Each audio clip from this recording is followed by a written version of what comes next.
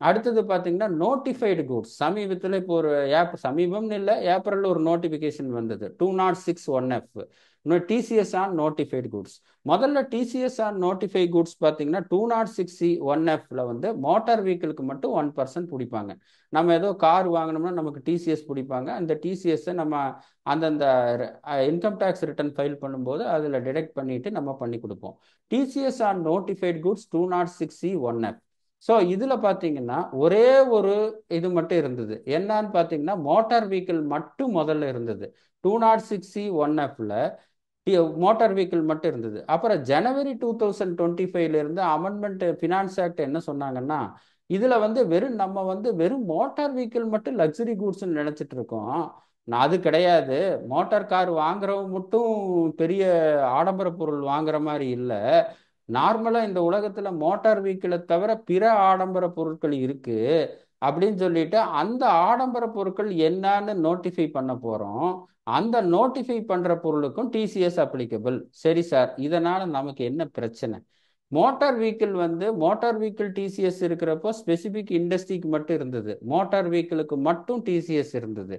But இந்த ஜனவரியிலிருந்து இந்த provision insert பண்ணோன்னு சில கூட்ஸுக்கு இதை ஆட் பண்ணாங்க. ஸோ இந்த கூட்ஸில் பார்த்தீங்கன்னா எக்ஸீடிங் 10 lakh rupees, 10 லட்சத்துக்கு மேலே போனால் 1% பிடிக்கணும். டிசிஎஸ் பெரும்பாலும் 1% தான், பேன் நம்பர் இல்லைன்னா 5% தான் இருக்கும். இந்த செக்ஷனை பொறுத்தளவு 10 லட்சத்துக்கு மேலே போனால் ஈக்குவல் டு 1% பிடிக்கணும். இப்போ மோட்டார் வெஹிக்கிள் 11 லட்சம் இருக்குன்னா 1% 11,000 பிடிப்பாங்க. அதுக்கு நம்ம 26ASல ரிஃப்ளெக்ட் ஆகும். ஸோ முதல்ல 206(1)Fங்கிறது வெறும் மோட்டார் வெஹிக்கிள் மட்டும் இருந்த இந்த செக்ஷன் பின்னால வந்து லக்ஸரி கூட்ஸோட லிஸ்ட் வெரிஃபை ஆயிருச்சு, இன்க்ரீஸ் ஆயிருக்கு. அது பார்த்தீங்கன்னா இதுதான் அதோட பேக்ரவுண்டு. அப்போ அந்த அமெண்ட்மெண்ட் இப்போ ஜனவரி 2025 இருந்து வந்தது. அப்போ இதோட சாரம் வந்து மோட்டார் வெஹிக்கிள் மட்டும் இல்லை, அதர் கூட்ஸும் நோட்டிஃபை பண்றாங்க. ஸோ கவர்மெண்ட் வந்து இந்த லக்ஸரி கூட்ஸுங்கிற லிஸ்ட்ல ஒவ்வொன்றையும் ஆட் பண்ணிட்டே போகலாம் நோட்டிஃபிகேஷன் மூலியமா. ஏன்னா இப்போ ஆக்ட்ல பண்றதுன்னா லோக்சபா ராஜ்யசபா ஒவ்வொரு டைமும் அமெண்ட்மெண்ட்டுக்கு போனோம். இப்போ என்ன பண்ணிட்டாங்கன்னா அந்த செக்ஷன்ல நாங்கள் ஏதாவது ஆட் பண்ணோன்னா பை நோட்டிஃபிகேஷன், நாளைக்கு காத்தால ஏதோ ஒரு கூட்ஸ் அவங்க லக்ஸரி கூட்ஸ்னு ஃபீல் பண்ணால் நாளைக்கு ஒரு நோட்டிஃபிகேஷன் கொடுத்து ஆட் பண்ணலாம். ஸோ அந்த மாதிரி இப்போ நோட்டிஃபிகேஷனில் ஆட் பண்ணுறதுக்கு தான் பவர் இருக்கே ஒழிய அந்த நோட்டிஃபிகேஷனில் டிலீட் பண்ணுறதுக்கு பவர் இல்லை ஆக்சுவலாக. ஸோ இந்த செக்ஷனுடைய ஆரம்ப நிலை மோட்டார் வெஹிக்கிள் மட்டும். ஜனவரியிலிருந்து பிற கூட்ஸுகளை சேர்க்கிறோன்னு சொல்கிறாங்க. அந்த பிற கூட்ஸுகள் என்னங்கிறது நோட்டிஃபிகேஷன் ஏப்ரலில் விட்டுருக்காங்க. அந்த பிற கூட்ஸுகளை நோட்டிஃபிகேஷன் மூலம் கவர்மெண்ட் ஆட் பண்ணுவதற்கு பவர் இருக்கு. அந்த கூட்ஸை டிலீட் பண்ணுறதுக்கு பவர் இல்லை. அதாவது ஒரு டிசிஎஸ் ஆன் நோட்டிஃபை கூட்ஸ் இப்போ ஒரு மோட்டார் வெஹிக்கிள் ஆல்ரெடி இருக்கு, நோட்டிஃபிகேஷன் மூலியமா 10 கூட்ஸ் ஆட் பண்றாங்க, அந்த 11 கூட்ஸ் ஆயிடுச்சு. அந்த 11 கூட்ஸ்ல 12வது வேற கூட்ஸ் ஆட் பண்றதுக்கு மறுபடியும் ஒரு நோட்டிபிகேஷன் விட்டு ஆட் பண்ணலாம். ஆனா அந்த ஏற்கனவே 11 கூட்ஸ்ல ஏதாவது ஒன்று டிலீட் பண்ணோன்னு எகெயின் பார்லிமெண்ட்டுக்கு தான் போகணும். ஸோ அப்போ இந்த டிசிஎஸ் ஆன் நோட்டிஃபை கூட்ஸின் அடிப்படை சித்தாந்தம் நோட்டிபிகேஷன் மூலியமா அவங்க என்னைக்கு வேணாலும் ஆட் பண்ணிக்கலாம். இது ஒன்று. ஸோ இது வந்து நோட்டிஃபிகேஷன் ரெஃபரன்ஸ் தான் கொடுத்துருக்கேன். அடுத்தது பார்த்தீங்கன்னா பையர். இதில் இதே பையர் தான். யார் இல்லை இதில் ஏதாவது நமக்கு அப்ளை ஆகிற மாதிரி இருக்கா? இவங்கெல்லாம் இல்லைன்னா டிசிஎஸ் பிடிக்க வேண்டாம்னா சென்ட்ரல் கவர்மெண்ட், ஸ்டேட் கவர்மெண்ட், நம்ம நார்மலாக பப்ளிக் செக்டர் கம்பெனி, கேரிங் அந்த பேசஞ்சர், இதெல்லாம் வந்து நார்மலாக வேலைக்கு ஆக போகிறதில்ல. எல்லாமே ரொம்ப ரேர் கேட்டகரி. நம்ம ப்ராக்டிக்கலாக டீல் பண்ணுறதுல இந்த பையர் வராது. எல்லாத்துக்குமே பையருங்கிற டெஃபினேஷன்ல தான் வருவாங்க. யார் யார் இல்லைன்னா central government, state government, embassy, இதே தான் local authority, public sector company, இந்த மாதிரி தான் இருக்கும். ஸோ இது பையர். அடுத்தது பார்த்தீங்கன்னா டிசிஎஸ் ஆன் நோட்டிஃபைடு கூட்ஸ் யாருக்கு செல்லர்னு பார்த்தீங்கன்னா ஏற்கனவே சொன்ன ஸ்டோரி தான். கம்பெனி, ஃபார்ம், கோஆபரேட்டிவ் சொசைட்டி இவங்களுக்கெல்லாம் applicable. Individual HF previous year turn over 1 கோடிக்கு மேலே போனால் அப்ளிகபிள். ப்ரொஃபஷன் 50 lakhக்கு மேலே போனால் அப்ளிகபிள். அப்போ என்னென்ன கூட்ஸ்னு பார்த்தீங்கன்னா ரிஸ்ட் வாட்ச் கம்பெனி நமக்கு நிறையா இருக்கும். இந்த பெயிண்டிங் இதெல்லாம் ரொம்ப rare. Coin, stamp vendor, rowing போட்டெல்லாம் நமக்கு ப்ராக்டிக்கலாக இருக்கும், ஆனால் நமக்கு ப்ராக்டிக்கலாக வருமானு தெரியல. சன்கிளாஸ் வர்றதுக்கு வாய்ப்பு இருக்குது. ஹேண்ட்பேக் பர்ஸ் கூட வர்றதுக்கு வாய்ப்பு இருக்குது. பேர் ஆஃப் ஷூஸ் வர்றதுக்கு வாய்ப்பு இருக்குது. ஹோம் தேட்டர் சிஸ்டம் வரும், நம்ம ஆளுங்க பண்ணிட்டு இருப்பாங்க. ஸ்பேர்ட்வேர் எக்யூப்மெண்ட், ஹார்ஸு, அதெல்லாம் ரொம்ப ரேர். ஸோ இதில் 10 கமாடிட்டியில் எடுத்துட்டிங்கன்னா ரிஸ்ட் வாட்ச் வரும், பெயிண்டிங் ரொம்ப ரேரு, காயின் ஸ்டாம்ப் ரெண்டு பவுட் வேற, சன்கிளாஸ் ஃபர்ஸ்ட் இதில் வந்து wrist watch, sunglass, handbag, purse, இந்த மூணு நம்ம சம்மந்தப்படுவோம், அடிக்கடி நம்ம டீல் பண்ணுற ஆளுங்க சம்மந்தப்படுவாங்க. பேர் ஆஃப் ஸ்பூஸு, ஸ்பேட்ஸ் வேர், ஹோம் தேட், ஹார்ஸ் வராது. ஸோ இதில் என்னன்னு கேட்டிங்கன்னா, இது 10 லட்சத்துக்கு மேலே இப்போ பார்த்தீங்கன்னா பிஎன்டர்ல சேல்ஸில் 2 லட்சத்துக்கு மேலே ஃபில்டர் பண்ணி 269 ST இருக்கான்னு பார்ப்போம். அதே மாதிரி இப்போ 1/4/2025 எஃபெக்டிவாக 22/4, எஃபெக்டிவ் டேட் பார்த்தீங்கன்னா 22/4 வரும். 22/4/2025 இருந்து 5 லட்சத்துக்கு 10 லட்சத்துக்கு மேலே இருக்கா ஒரு சேல் பில்னு சொல்லி ஃபில்டர் பண்ணி பார்த்துக்கணும். ஏன்னா இந்த கமாடிட்டி இருக்கிறவங்களுக்கு 10 லட்சத்துக்கு மேலே போனால் டிசிஎஸ் அப்ளிகபிள் ஆகும். இது ஒன்று பார்த்துக்குங்க. இது அப் டு 31/12 மட்டும் மோட்டார் வெஹிக்கிள் மட்டும் இருந்தது. 1/1/2025 21/4 மட்டும் வாட்டர் வெஹிக்கிள் மட்டும்தான் இருக்கு. ஏன்னா நோட்டிபிகேஷன் 22 தான் விடுறாங்க. 1/1/2025 ஆக்ட்ல அமெண்ட்மெண்ட் பண்ணாங்களோ அது சம்பந்தமான நோட்டிபிகேஷன் 22/4/2025 தான் வந்தது. ஐ மீன் 31/3/25 நம்ம இப்போ ஆடிட் பார்க்கக்கூடிய 24-25 வருஷத்துக்கு இந்த டிசிஎஸ் ப்ரொவிஷன் நோட்டிஃபைடு குட்ஸ் வராது. இனிமேல் 25-26 தான் வரணும். ஏன்னா ஜனவரியில் அமெண்ட்மெண்ட் பண்ணால் கூட அதோட நோட்டிஃபிகேஷன் 22/4 வந்தனால அட்லீஸ்ட் 24-25 இந்த ப்ரொவிஷன் தப்பிச்சுது. பட் 25-26 இந்த ப்ரொவிஷன் வரும் ஆக்சுவலாக. ஏன்னா நோட்டிஃபிகேஷன் 22/4/2025 பண்ணியிருக்கனால it is only applicable for the financial year 25-26, not 31/3/25. So இப்போ ஆடிட் பார்க்கக்கூடிய வருஷத்துக்கு இந்த நோட்டிஃபைட் குட்ஸ் ப்ரொவிஷன் ப்ராக்டிக்கலாக வராது. பட் அமெண்ட்மெண்ட் ஜனவரி 2025 வந்தால் கூட நோட்டிஃபிகேஷன் 22/4/2025 வந்தனால இந்த டிசிஎஸ் ப்ரொவிஷன் 24-25 ஃபினான்ஷியல் இயருக்கு வராது. 25-26 வரும். அது 25-26 22/4/2025 அதற்கு பின்னர் தான் இந்த ப்ரொவிஷன் வரும். அடுத்தது வந்து பட்ஜெட் சேஞ்சஸ் 24-25 சேலரி அசசி இருக்காரு. அப்படியே பாயிண்ட் சொல்லிட்டு போயிடுறேன். சேலரி அசசி இருக்காரு 192(2)B. அதுல சேலரி அசசி பார்த்தீங்கன்னா சேலரியில டிடிஎஸ் பிடிப்பாங்க, அதை கழிச்சு கொடுப்பாரு. ஒருவேளை சேலரி எம்ப்ளாயி வந்து மோட்டார் கார் வாங்குறாரு, அவருக்கு இப்ப மேல சொன்ன டிசிஎஸ் பிடிக்கிறோன்னு வைங்க. அந்த டிசிஎஸ் எம்ப்ளாயர்கிட்ட சொன்னா அந்த டிசிஎஸ் அவர் டேக்ஸ் பேயபிள்ல கழிச்சுட்டு பேலன்ஸ் தான் டிடிஎஸ் பிடிக்கணும். அந்த ப்ரொவிஷன் இல்லை. அதாவது இப்போ 192 இருக்கு, சேலரியில ஒருத்தருக்கு டிடிஎஸ் பிடிக்கிறோம். ஒரு 10 லட்ச ரூபா இருக்குன்னு வைங்க. 10 லட்ச ரூபா இருக்கிறவருக்கு ஒரு 20% ஆவரேஜா போடுங்க. 1 லட்சமோ 1.5 லட்சமோ டிடிஎஸ் பிடிக்கிறோம்னா அந்த சேலரியில பிடிச்ச டிடிஎஸ் பிடிக்கலாம், மீதி பேங்க் இன்ட்ரெஸ்ட்ல வர்ற டிடிஎஸ் ரிப்போர்ட் பண்ணி பிடிக்கலாம்.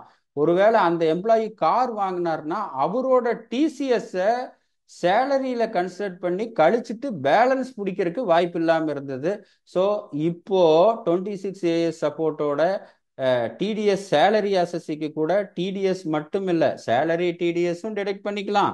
அந்த சேலரி எம்ப்ளாயி ஏதாவது பேங்க் இன்ட்ரெஸ்ட் போட்டிருந்தா அந்த டிடிஎஸும் அப்கோர்ஸ் அது கூட 3 குவார்டர் தான் தெரியும், கடைசி குவார்டர் தெரியாது. ஸோ அது ஏதாவது இருந்தால் டிடிஎஸ் சர்டிஃபிகேட் வாங்கி அதுவும் பண்ணிக்கலாம். அவரோட ஏதாவது கார் கீர் வாங்கியிருந்தாருன்னா அந்த டிசிஎஸ் இருந்தால் அந்த டிசிஎஸ் கூட எம்ப்ளாயர்கிட்ட ரிப்போர்ட் பண்ணி அந்த அளவுக்கு டிடிஎஸ் கம்மியாக பிடிக்க சொல்லலாம். இது 1 அக்டோபர் 2024 மட்டும் வந்திருக்கு. ப்ராக்டிக்கலாக இப்போ எல்லாம் முடிஞ்சிருக்கும், 31/3/25 முடிஞ்சிருக்கும். ஆனால் இந்த provision salary employee TCS report பண்ணா எம்ப்ளாயர் அந்த டிசிஎஸ் கன்சிடர் பண்ணிட்டு பேலன்ஸ் வர்ற அமௌண்ட்டுக்கு தான் டிடிஎஸ் பிடிக்கணும். இது சட்டத்தில் கொண்டு வந்திருக்காங்க. அக்டோபர் 24 இருந்தே வந்திருக்கு. யாராவது மோட்டர் கார் அது இது வாங்கி டிசிஎஸ் ரிஃப்ளெக்ட் ஆயிருந்தா அப்கோர்ஸ் 25 முடிஞ்சது. 25-26 கார் எல்லாம் ஏதாவது வாங்கியிருந்தா டிசிஎஸ் ரிஃப்ளெக்ட் ஆயிருந்தா அதோட எவிடன்ஸோட எம்ப்ளாயர்கிட்ட ரிப்போர்ட் பண்ணி அந்த டிசிஎஸ் அமௌண்ட்டும் டிடிஎஸ் அமௌண்ட்டோட சேர்த்து பேலன்ஸ் வர்ற அமௌண்ட்டை மட்டும் இனிமேல் வரக்கூடிய மாதத்தில் டிடிஎஸ் பிடிக்க சொல்லலாம். இது முக்கியமான அமெண்ட்மெண்ட். சேலரி எம்ப்ளாயி டிடிஎஸ் மட்டும் அல்லாமல் டிசிஎஸும் ப்ராப்பர் எவிடன்ஸோட கொடுத்தா கன்சிடர் பண்ணி பேலன்ஸ் இருக்கிறதுக்கு மட்டும்தான் டிடிஎஸ் பிடிக்கணும். இது ஒரு இம்பார்ட்டன்ட் ப்ரொவிஷன். அடுத்து 206(c)(7 இன்ட்ரெஸ்ட் ரேட் வந்து 1% தான் இருந்தது, 1.5% இன்க்ரீஸ் பண்ணியிருக்காங்க 1/4 இது ப்ரொசீஜரல். அடுத்தது மிக மிக முக்கியமான டிசிஎஸ் சேஞ்சஸ். டிசிஎஸ் மைனர் இருக்காரு, இப்போ மைனர் வந்து படிச்சுட்டு இருக்காரு, வெளிநாட்டில் படிச்சுட்டு இருக்காருன்னா அவர் எல்ஆர்எஸ்ல அனுப்புகிறோம். எல்ஆர்எஸ்ல பேங்க்கார டிசிஎஸ் பிடிக்கிறான். அதை எடுக்க முடியுமா? இப்போ இந்த சேலரியில் இன்க்ளூட் பண்ண அதே ஸ்டோரி தான். இப்போ நார்மலாக மைனரோட ஏதாவது ஒரு இன்கம் இருந்தால், மைனருக்கு உண்டான இன்கம் இருந்தா நார்மலாக என்ன பண்றோம், அந்த மைனரோட இன்கம் செக்ஷன் 64(1)A பிரகாரம் ஃபாதரோ மதரோ ஹூஸ் இன்கம் கிரேட்டரா இருக்குமோ அவங்களோட ஹேண்டில் டேக்ஸ் பண்றோம். அந்த டேக்ஸ் பண்ணி அதுக்கு என்ன இருக்கோ அதை நம்ம பண்ணுவோம். ஏன்னா மைனருக்கு தனியா அசஸ்மெண்ட் இல்லை. மைனருக்கு வந்து தனியா பேன் நம்பர் எடுத்துக்கலாம், தவறு இல்லை. ஆனா மைனருக்கு தனியா அசஸ்மெண்ட் பண்ண முடியாது. அப்ப மைனருக்கு ஏதாவது ஒரு இன்கம் இருந்தா என்ன நார்மலா பண்ணுவோம்னா, அவங்களோட பேரண்ட்ஸோட இன்கம் யாரோடது ஜாஸ்தி இருக்கோ அவங்க ஹேண்ட்ல கிளப் பண்ணுவோம். கிளப் பண்ணி அதை டாக்ஸ் பண்ணுவோம். அப்போ இப்ப என்ன ப்ரொவிஷன், இது வந்து நார்மலா நடந்திருக்கிறது. இப்ப ஜனவரி 2025 இருந்து ஒருவேளை அந்த மைனர் வெளிநாட்டில் படுத்தாரு, நம்ம பணம் அனுப்புறோம், அதுக்கு வந்து டிசிஎஸ் பிடிச்சிட்டாங்கன்னா அந்த மைனரோட பேன் நம்பர் மைனருக்கு அனுப்புற அமௌண்ட் வந்து டிசிஎஸ் பிடிப்பாங்க. அதை வந்து அவங்களோட ஃபாதர் ஹேண்ட்ல கிளைம் பண்ணிக்கலாங்கிறது தான் இந்த சட்டம். ஸோ இது ஒன்று பார்த்துக்குங்க. அடுத்தது நோட்டிஃபைடு குட்ஸ் பேசிட்டோம். அடுத்தது டிசிஎஸ் லோயர் ரேட் 206(1)H வந்து 1 அக்டோபர்லேருந்து இன்க்ளூட் பண்ணிட்டாங்க, லோயர் ரேட் பண்ணலான்ட்டு. பட் இந்த ப்ரொவிஷனே 206(1)Hங்கிறது 1/4/2025லேருந்து ரிமூவ் பண்ணிட்டாங்க. நல்லதா போச்சு. இல்லாட்டி 194(Q)வா 206(1)Hஆ, நீ படிச்சியா நான் படிச்சியா, நீ படிச்சதை நான் கிளைம் பண்ணிக்கிறேன், நீ படிச்சதை நான் அப்படிங்கிற கன்ஃபியூஷன் வரும். ஸோ இது ஒரு 24-25 இருக்கிற ப்ரொவிஷன். அடுத்தது 25-26 பார்த்தீங்கன்னா என்னன்னா 206(1)H 1/4/2025 இல்லை. ரொம்ப சந்தோஷமான விஷயம். பட் என்ன பிரச்சனைன்னு கேட்டிங்கன்னா 31/3/25 இப்போ நம்ம ஆடிட் பார்க்குற வருஷத்துக்கு இந்த 206(1)H இருக்கு.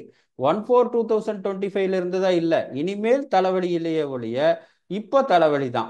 ஏன்னா இப்போ பெரும்பாலும் எல்லா அக்கௌண்ட்ஸும் 24-25 ஃபினான்ஷியல் இயர் வருது. அந்த இயருக்கு 206(1)H அந்த 10 crore டேர்ன் ஓவர் 50 lakh இருந்தா டிசிஎஸ் பிடிக்கணுங்கிறது. ஆப்போசிட் பார்ட்டி 194(Q)ல பிடிப்பாங்கிறாரு. இவர் பிடிச்சா அவரு பிடிக்க வேண்டியதில்லை, அவரு பிடிச்சா இவரு பிடிக்க வேண்டியதில்லை. ரெண்டு பேர் இவர் பிடிச்சத அவர் கிளைம் பண்ணிக்க வேண்டியது, அவர் பிடிச்சதை இவர் கிளைம், இந்த மாதிரி எல்லாம் கான்ட்ரவர்சி இருந்தது. 1/4/2025லேருந்து 206(1)H கம்ப்ளீட்டா ரிமூவ் பண்றாங்க. இதுக்கு காரணம் சொல்றாங்க, ease of doing business, complaint burdens இருக்கு, ஒரே டிரான்சாக்ஷனுக்கு டிடிஎஸும் டிசிஎஸும் வருதுன்ட்டு. இந்த 206(1)H எதுக்கு கொண்டு வந்தாங்கன்னு தெரியல. ஒரே டிரான்சாக்ஷனுக்கு 2 டைமென்ஷன்ல 2 பேர் டிடிஎஸ் ஆகவும் டிசிஎஸ் ஆகவும் பிடிக்க வேண்டியது இருக்கு.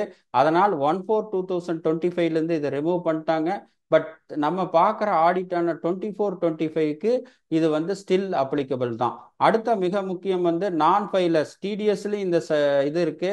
டிசிஎஸ் ஃபார் நான் ஃபைலர்ஸ் ஆஃப் ரிட்டர்ன் ஆஃப் இன்கம் 1/4/2025 இருந்து ப்ரீவியஸ் இயர் ரிட்டர்ன் ஃபைல் பண்ணலன்னா, ஏன்னா முதல்ல வந்து பேன் நம்பர் இல்லைன்னா ஹையர் ரேட்டு, அடுத்தது பேன் நம்பர் ஆதார் நம்பரோட லிங்க் பண்ணலன்னா ஹையர் ரேட் கொண்டு வந்தாங்க, அப்புறம் previous year income tax return file பண்ணலன்னா ஹையர் ரேட்டுன்னு கொண்டு வந்தாங்க. அந்த ப்ரொவிஷனை டிடிஎஸ்லையும் சரி டிசிஎஸ்லையும் சரி 1/4/2025லேருந்து ரிமூவ் பண்ணிட்டாங்க. இது நல்லது. அப்கோர்ஸ் 24-25க்கு இருக்கு. பட் இந்த ப்ரொவிஷன் 1/4/2025லேருந்து ரிமூவ் பண்ணப்படுகிறது. அப்போ வந்து இனிமேல் ஒருத்தர் டிடிஎஸ்ஓ டிசிஎஸ்ஓ பிடிக்க வந்தா அவரோட பேன் நம்பர் இருக்கா இல்லை பேன் நம்பர் ஆதாரோட லிங்க் இருக்கான்னு பார்த்தா போதும். அவர் ப்ரீவியஸ் இயர் ரிட்டர்ன் ஃபைல் பண்ணியிருக்காரு. அப்கோர்ஸ் 24-25 பார்க்குறப்ப 31/3/24க்குள்ள ஃபைல் பண்ணியிருக்காங்கிற பார்க்க வேண்டிய அவசியம் இனிமேல், அதாவது 25-26லேருந்து வராது. பட் இந்த ப்ரொவிஷன் 24-25 நம்ம பார்க்குற ஆடிட் பீரியடுக்கு அப்ளிகபிள். ஸோ ரிட்டர்ன் ஃபைல் பண்ணலன்னா ஹையர் ரேட் ஆஃப் டிடிஎஸ்ங்கிறது 1/4/2025லேருந்து டிடிஎஸ் ப்ரொவிஷன்லேயும் ரிமூவ் பண்ணப்படுறது, டிசிஎஸ் ப்ரொவிஷன்லேயும் ரிமூவ் பண்ணுறாங்க. அப்புறம் இன்கம் டேக்ஸ் பில் 2025 இந்த டிசிஎஸ் டிடிஎஸ் எப்படி எடுத்துட்டு போகுதுன்னு பார்த்தா, ஏன்னா 1/4/26லேருந்து இந்த இன்கம் டேக்ஸ் பில் வருது. சேல் ஆஃப் ஸ்கிராப் அதே தான், மீதி இருக்கிற எல்லா ப்ரொவிஷனும் அதே மாதிரி தான் ஆஸ் இட் இஸ் இருக்கு. எந்த சேஞ்சும் கிடையாது. ஒருவேளை இப்போதைக்கு எதுவும் வேண்டாங்கிறாங்க. ஆனால் அதில் சில சொல்றாங்க, ப்ரப்போஸ்டு பில் 13 செக்ஷன் இருக்கு, இன்கம் டேக்ஸ் ஆக்ட்ல 69 செக்ஷன் இருக்கு. பழைய இதில் இவ்வளோ வார்த்தை யூஸ் பண்ணோம், இப்போ கம்மியாக வார்த்தை தான் யூஸ் பண்ணோம்னு சொன்னால் கூட கடைசியில் அவுட்புட் பார்த்தீங்கன்னா rate of TDS and TCS அதே இன்கம் டேக்ஸ் என்ன இருக்கோ அதே மாதிரி தான் இருக்கு.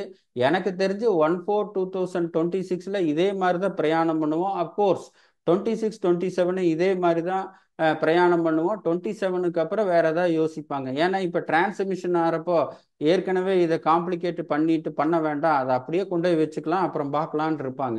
ஸோ சிம்பிளாக 1/4/2026 இருந்து டிடிஎஸ் ப்ரொவிஷன்லையோ டிசிஎஸ் ரேட்லையோ வேற எந்த ப்ரொசீஜரல் மாற்றமோ ரேட் மாற்றமோ இல்லை. அட்லீஸ்ட் இதை நம்ம திருப்பி திருப்பி இது மாறி இருக்குன்னு படிக்கிறதுல அட்லீஸ்ட் ஒரு 1 இயராவது இம்ப்ரூவ் ஆகும். ஸோ அப்போ இப்போ இருக்கிற டிடிஎஸ் ப்ரொவிஷன் 25 26க்கு அதே மாதிரி தான் போக போகுது. கிட்டத்தட்ட 26 27க்கு அதே மாதிரி தான் போக போகுது. செக்ஷன் கிளாஸ் வேற நம்பர் மாறும், அந்த கிளாஸ் இந்த கிளாஸ்ன்னு மாறும். பட் கான்செப்ட் 25 26ஓட 25 26 ஃபினான்ஷியல் இருக்குண்டான டிடிஎஸ் பேசிக் எக்ஸம்ஷன் லிமிட்டு, அந்த கான்செப்ட், அந்த டிடிஎஸ் ரேட் தான் 26 27க்கு கொண்டு போகப்படுகிறது. அட்லீஸ்ட் நம்ம ஏதோ மைனர் சின்ன சின்ன சேஞ்சஸ் வந்தாலும் அட்லீஸ்ட் டிடிஎஸை பொறுத்தளவு நம்ம ரிவிஷன் பண்ண வேண்டிய அவசியம் இருக்காது. பழைய ஆக்ட்னா இப்போ இருக்கிற இன்கம் டேக்ஸ் ஆக்ட்ல இருக்கிற lower deduction, filing of statement, processing statement, இந்த கான்செப்ட் எல்லாமே அப்படியே 26 26க்கும் கொண்டு செல்லப்படுகிறது. ஸோ அப்போ இப்போ இதோட சுருக்கமான சாரம் பார்த்தீங்கன்னா டிடிஎஸ் ப்ரொவிஷன் நம்ம 24 25க்கும் 25 26க்கு என்ன அப்ளிகபிள் ஆகுதோ அதுதான் 26 27க்கு கொண்டு போகப்படுகிறது. இது டிசிஎஸ் நான் கம்ப்ளைன்ஸுக்கு என்னென்ன இஷ்யூன்னு நான் சொல்லியிருக்கேன். லேட் ஃபீ, இன்ட்ரெஸ்ட், இதெல்லாம் உங்களுக்கு தெரிஞ்சது தான். பட் இந்த டிசிஎஸ் பிபிடி பண்ணும்போது அது ஒரு பை ப்ராடக்ட் மாதிரி ஒரு ஸ்லைடு போட்டிருக்கேன். அப்புறம் எக்ஸ்டென்ஷன் ஆஃப் டியூ டேட், இது எல்லாத்துக்குமே தெரிஞ்சது தான். 31st July to 15th September. இப்போ ரீசெண்டாக 27 ப்ரெஸ் ரிலீஸ். சரி, இது தெரிஞ்சுதான். ஜூலை நான் டாக்ஸ் ஆடிட்ஸ் 15 செப்டம்பர் பண்ணிட்டாங்க. அதாவது ரிட்டன் ஃபார்ம் வரல, நிறைய கேட்குறாங்க, ஸ்ட்ரக்சரல் சேஞ்சஸ், அதெல்லாம் ரைட்டு. நமக்கு என்ன அட்வான்டேஜ் டிஸ்அட்வான்டேஜ் அவ்வளோதான். இதில் டிடிஎஸ் டைம் எக்ஸ்டென்ஷன் உங்களுக்கு கிடைக்கும். ஏன்னா 130 நான் டாக்ஸ் ஆடிட்டுக்கு இந்த டிடிஎஸ் டைம் 139(1)க்குள்ளே ஃபைல் பண்ணுவோம்பாங்க. 139(1) 31st ஜூலையாக இருக்கிறது. இப்போ அப்கோர்ஸ் டிடிஎஸ் டிலே பண்ணால் இன்ட்ரெஸ்ட் சேரும். பட் டிடிஎஸ் ஃபைல் பண்ணுறது, டிடிஎஸ் பே பண்ணுறதுக்கு உண்டான ஃபைல் பண்ணுறதுக்கு இல்லை, டிடிஎஸ் பே பண்ணுறதுக்கு உண்டான டைம் லிமிட் உங்களுக்கு 15 செப்டம்பர் மட்டும் கிடைக்குது. அதே மாதிரி 43 பேமெண்ட் ஜிஎஸ்டி பேபிளெல்லாம் பண்ணுவோம். பட் ஏதாவது கண்டுபிடிச்சி லைபிலிட்டி இருந்து இஎஸ்ஐ பிஎஃப் எல்லாம் எம்ப்ளாயர் கான்ட்ரிபியூஷன் இருந்தால் 15 செப்டம்பர் மட்டும் டைம் கிடைக்குது. 234BC அப்ளிகபிள், 234A மட்டும் இந்த எக்ஸ்டென்ஷனால் வராது. ஏன்னா டிலே இன் ஃபைலிங் ரிட்டர்ன் 16 செப்டம்பர்லேருந்து தான் கால்குலேட் ஆகும். 31st ஜூலைலேருந்து இந்த எக்ஸ்டென்ஷனோட ஒன்று டைம் கிடைக்குது. இன்னொன்று பை ப்ராடக்ட் பார்த்தீங்கன்னா டிடிஎஸ் நம்ம பே பண்ணுறதுக்கு, ஏதாவது 24 25ல் ஏதாவது டிடிஎஸ் பே பண்ணுறதுக்கு மிஸ் பண்ணியிருந்தோம்னா அதை பே பண்ணுறதுக்கு நமக்கு 15 செப்டம்பர் மட்டும் டைம் கிடைக்குது.